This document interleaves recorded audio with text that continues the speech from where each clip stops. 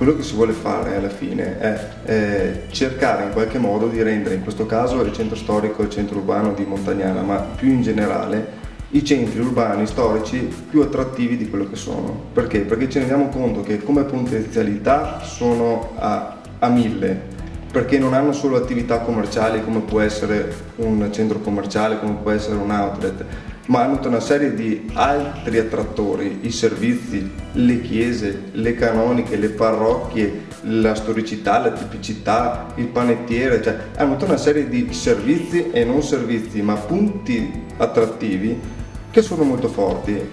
Quello che ci siamo resi conto è che stanno perdendo però attrattività i centri storici. La domanda è questa: come facciamo noi a fare in modo che ritornino attrattivi come nel passato?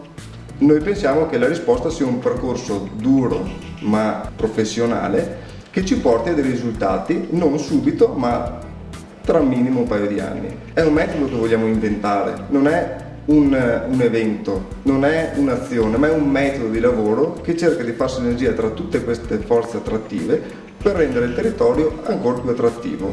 Questo è il lavoro che noi stiamo cercando di fare, quindi non c'è una soluzione ad un'esigenza, ma c'è un metodo che lo stiamo creando con gli operatori, quindi con i soggetti che possono essere interessati. Avete parlato anche con i vari negozianti, con i commercianti, con gli attori di questo progetto, di queste aperture, se ne è parlato tanto, quindi non posso fare a meno di chiedere, vero?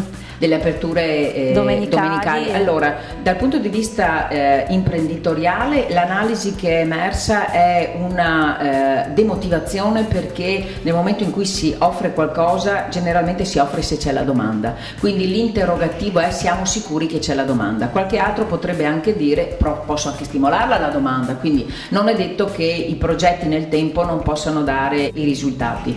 Per quello che è la mia competenza, ho sempre visto che conviene lavorare sui punti di forza e non fermarci sui punti di criticità. Quindi, se è vero che dobbiamo stimolare domande nuove, il centro commerciale le offrirà attraverso quello che è il servizio, si usa dire 24 ore su 24, e il centro storico lavorerà invece sulla questione della relazione che potrà essere invece sociale. Certo che c'è una preoccupazione di fondo, perché tutti pensano che se la torta è sempre quella, in più fette la si va a dividere, meno rimane per tutti. È vero l'effetto contrario, cioè in più siamo ad offrire, più possiamo essere attrattivi. Si vedrà quello che succederà. L'unica cosa che penso proprio dal punto di vista economico è che inizialmente, per chi dovrà sottostare a queste regole, ecco, mi riallaccio alla questione di Giacomo prima, io sono in un centro commerciale e devo sottostare a delle regole che mi vengono imposte, sono già certa che inizialmente dovrò investire e non sono sicura che porterò a casa.